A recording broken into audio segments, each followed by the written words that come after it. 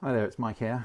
In this series of short videos, I just want to document our journey from Oslo down through Europe, driving our Audi E-Tron sportback, and ending up in Barcelona for a few days holiday. We started about 9 o'clock in the morning, drove down through Sweden. We had 3 stops there, one at Spekerö, Varberg and then Helsingborg.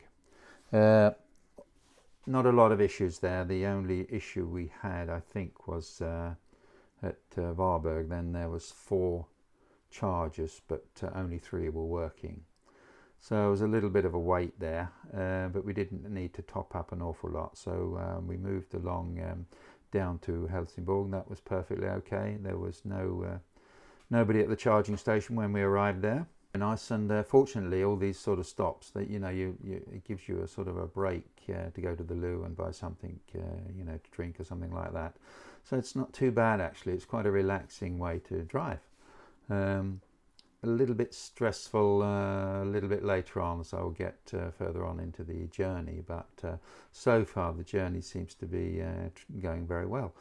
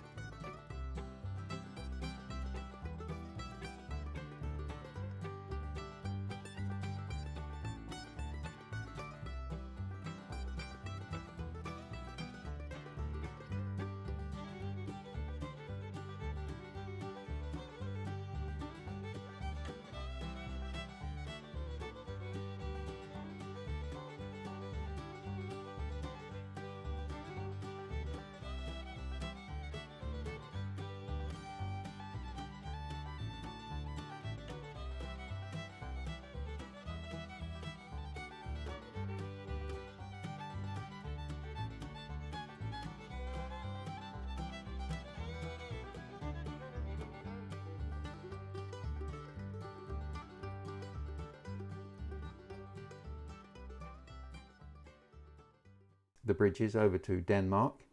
Fantastic bridges, a little bit expensive on the toll roads, but they really are a work of art driving across them. Down through Denmark, we decided, well, we needed to top up a little bit.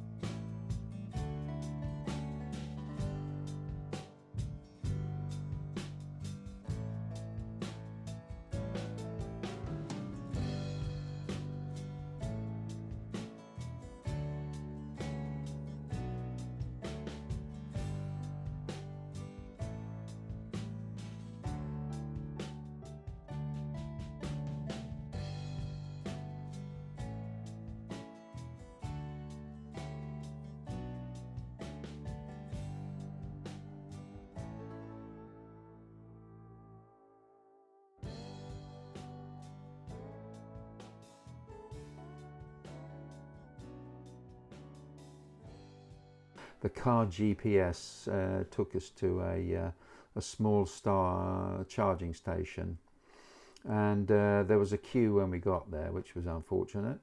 It didn't really matter. We looked at the because we were going to take the ferry across from Rødby to Puttgarden, so we looked up the timetable there, and you know, there was no point rushing, but we managed to charge up and then drive sort of slowly down to the ferry.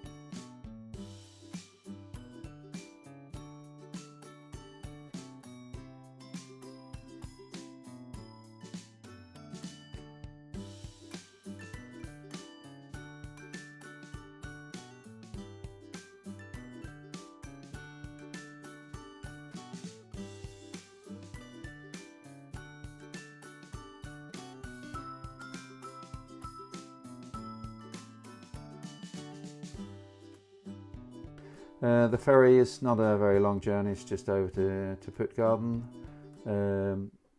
Drive on, drive off, easily done. And then I think it's about an hour's drive, or less than an hour's drive, from Puttgarden down to Lübeck, which was in the town we had decided to stay the first night.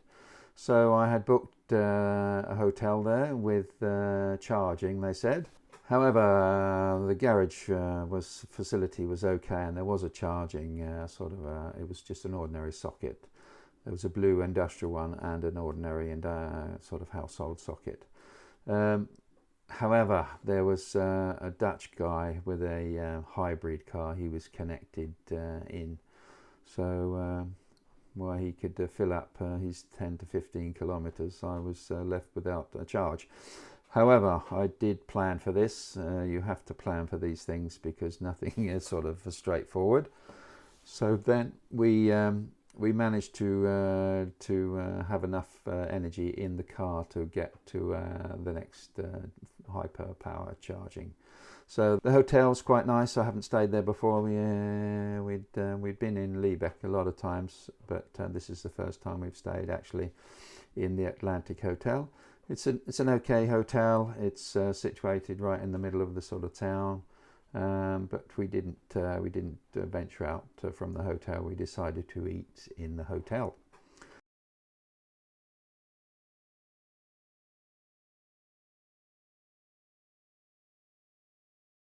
The hotel room was nice and clean, and fair enough. It wasn't that expensive.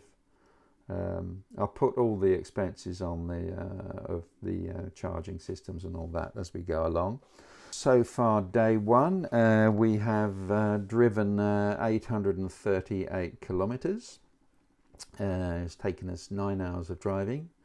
Average speed is only 93 kilometers an hour, so it's not that fast. And the average consumption is 24.2 kilowatt hours per 100 kilometers. Yeah, okay, I suppose. 152.85 kilowatts I put in the car at a price of 830 krona. And 1 hour and 13 minutes charging time. So not that bad really. That was day one. So look out for day two. It will be coming. The car GPS, well, I started off using it, on day one, because I knew actually that Ionity was quite okay to get down through Sweden with Spekerö, Varberg and Helsingborg, so that wasn't going to be a problem. Denmark, the car found, as I say, it found an Eon charger. It was just 2 chargers sort of stuck in a parking area, and when we got there, there was already cars parked there, and there was 2 charging and 1 parked.